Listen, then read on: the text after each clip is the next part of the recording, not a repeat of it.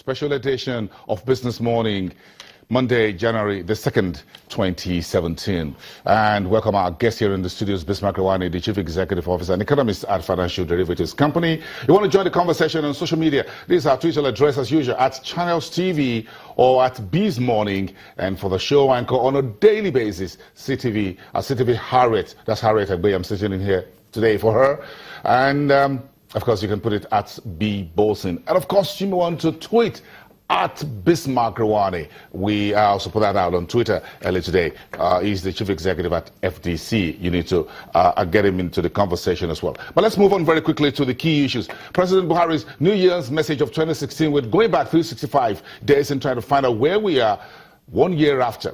Now, what has been delivered and what was missed in 2016, and despite of all that's been achieved, why does the economy still sucks? Bismarck Rwani, thank you very much. Let's get back very quickly to this, and this is very important. This morning, World Economic Forum released a new report stating that Lagos is among the top 15 most expensive cities in the world to live and to work in 2016. It costs you £45,110 to work and live in Lagos. That's the average cost, I guess, for folks like you and I. So, what does this tell us about what was achieved by the Buhari's administration in 2016? Well, I think that's a very interesting data point. £45,000 when the income per capita in the country is actually less than $2,000. It tells you about the income inequality, unequal opportunities, and the fact that this is a ticking time bomb. If nothing is done, and done in a hurry, to address the fears and yearning and aspirations of people, this is going to be a major crisis for everybody, not just the leadership, but also the followership. And in such situations, even the elite will suffer severely. We can sit down and blame whoever we like as to what happened, when it happened, who was responsible. But the reality is that when the consequences come, everybody is going to suffer. Therefore, it's important that we collaborate and cooperate with the government to ensure that their policies get delivered. So what did Buhari promise in 2016? He said fuel shortages will be eliminated. That has been accomplished. He said that there will be greater security in the Northeast. To a large extent, that has been accomplished. The Boko Haram has been degraded. He said there will be a crackdown on corruption and impunity. Well, there have been no convictions. But judges have been chased around and all of that.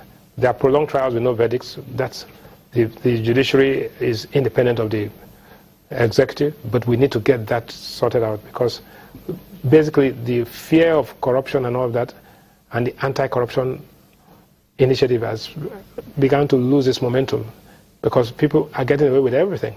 So we need to strengthen that. In other words, it looks like justice is not coming as speedy. No, justice delayed is justice denied, and quite frankly, we need to do something. You know, it's people are now asking for bribes on the street and all that again. We're back to where we were, and we don't need that.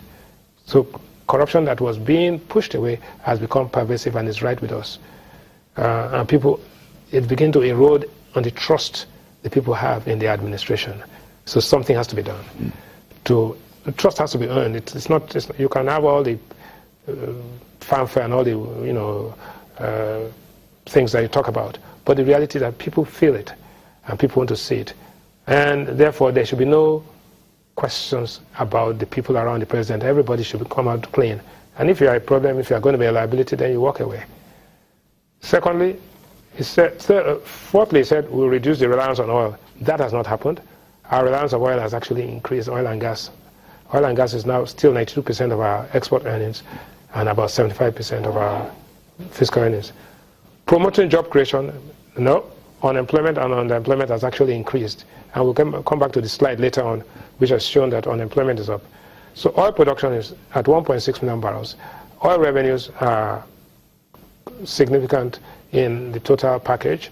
And we need oil to get away from oil. We need oil revenue to get away from oil. So that is the truth. Now, what are the things that must be done immediately?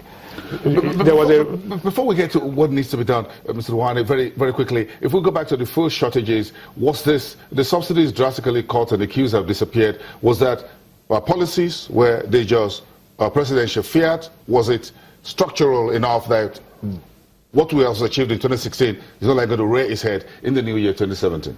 No, what has happened is that somebody, I think the president and his Minister of State in Petroleum, estimated what the gap is. There was a gap. They did everything. They used DSS, they closed down petrol stations, they did all. Then they found the futility in administrative controls of prices and allowed the price to determine it. Within 2-3 days, all that they couldn't achieve in 1 year disappeared because the price was right. So that was May 15. June 22nd, we thought the same thing happened in the foreign exchange market. Adopt a flexible policy. I was one of those that said when you adopt a flexible policy, dollars will come in. The dollars never came in because people wanted to see the implementation of the policy. They didn't want to see a regulated market. They wanted to see a market that allowed that you had a managed floating rate. That didn't happen. So we haven't succeeded there. We have succeeded in the petroleum area. We have reduced the import bill. We have achieved significantly in the Boko Haram. The other thing that happened was that our oil production dropped. So our oil revenues also dropped. And the reality is that there's a lot of work going on. But the critical piece of it is that no matter what you invest in, no matter what you spend on, if the exchange rate, which is the anchor between the external economy and the domestic economy, if it's not in equilibrium, if it's not right, there'll be distortion to the allocation of resources, and the outcome is what you get: suboptimality. Suboptimality, low productivity, and low output, and this is what's happening. But you must put it in the context of the rest of the world. 22 years low for African output, commodity-dependent economies. So has Nigeria done as much? We've blocked leakages. We have not been able to recover our loot. That's been another pipe dream, right? But that's, even if you recover the loot, you will still finish it if you don't have efficient markets. So what we need to do now is to look at our policies and look at the markets. If you don't have a market system that drives the entire economy, right, what you call a welfare state, a mixed economy, where prices are determined by government needs and market forces, you are going to have suboptimality. We're now getting to two key conversations about the policy changes and the impact. The president came in, New Year, 2016, January 1st, all the ministers were on their desks and they're trying to get their hands on what they need to do. So look at the policy changes and impact in 2016 so far, and we're trying to look at how much have this... Let me tell you what, in 2016, some of the policies were right and the doses were adequate. One was the petroleum deregulation. Two was the fact that we adopted a foreign exchange market rate. But at the same time, we forgot that the definition of a recession is a contraction of economic activity, high unemployment, inflation that is increasing at a slower pace, and basically non-inclusive growth. Now, what has happened is that at the same time, we increased interest rates.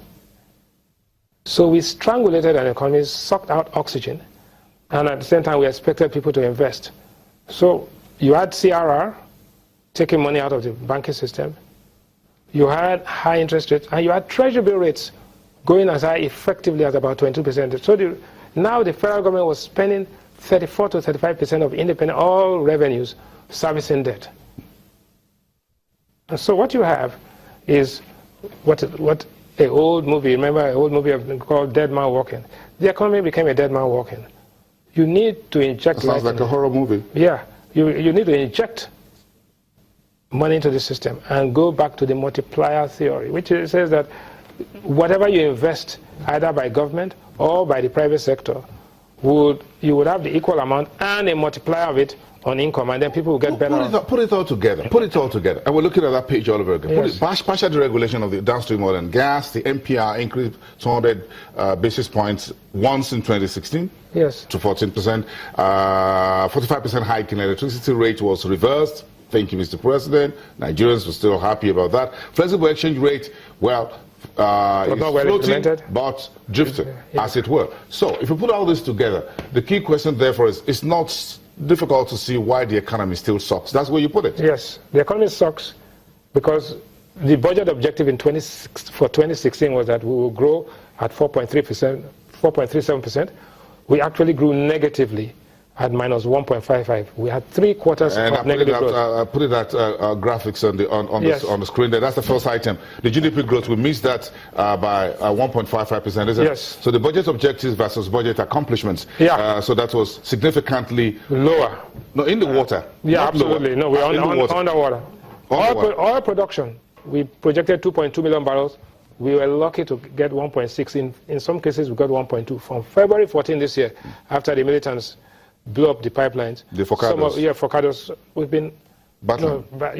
And about 2 others are still down. And the oil revenue we're getting from the deep offshore are those that don't give the federal government revenue. It goes mainly to the producers. So we're really in trouble there. The oil price, $38 was the benchmark price. The average for the year in 2016 was about 42, but today we're trading at about 56, 57. Great. Right? The exchange rate was 197. In January last year? In January last year. Today is 305, but official, but you can't get it. And now it's 490 in the parallel market. Even at the official rate, the Naira was down by 36%, almost 37% in the Absolutely. year. So even if we use the official exchange rate, we're still down nearly 37% But show me somebody who gets it at the official rate. Right, that's the point. You see, if you say the price of petrol is 145, right? I can get it, I stay in my house and tell somebody to bring a jerry can, I get it at 147, 148. If you say the official rate is 305, I should be able to stay in my house and get it at 320.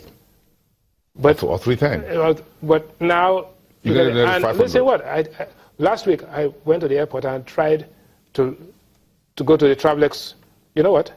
It's easier to get your dentist to drill your teeth than to get dollars out of the Travelex. They asked for a BVN card. I've never seen a BVN card. I have a BVN number. And the guy says, go and get the card. And I said, and that was 1 hour to departure. I said, fantastic. Show me where the BVN card is. And he says, well, that's it. Right? And I'm not going to ask what happens next. No, out of the 4 people on the queue, I was the one trying to buy. 3 people were there asking for a refund of their money because they tried to go through it and they never got their money and they got debited. So they wanted their Naira back. So it's a little bit messy over there. No, it's okay, let's move on. Inflation, we started at 9.81%. Now we are, but that was a budget objective yes, of 2016. But now we are 18.48. However, inflation has been increasing at a reducing pace. On a month-to-month basis? Month-to-month is declining, and year-on-year, the base year effects are beginning to wither. However, we still have what we call anticipated inflation because people are afraid that they will not get the forex, and therefore there's still some speculation. And we have not done anything about the minimum wage. The minimum wage today, in real terms, is about almost $40 per month, right? 18,000 Naira. But it was $120 when it was negotiated in 2011. So we have to do something about the minimum wage. In terms of revenue? Well, independent revenue, we got 2.17 as against 3.86. But also our expenditure came down much faster than, but that's the other thing is that you cannot confuse expenditure with investment. I am one of those who says that the budget of 7 trillion Naira is not aggressive because in real terms it's $26 billion as against $30 billion in 2016. If you really want to get out of a recession, you've got to be audacious, you've got to be bold, you've got to have balls, and you've got to spend much more.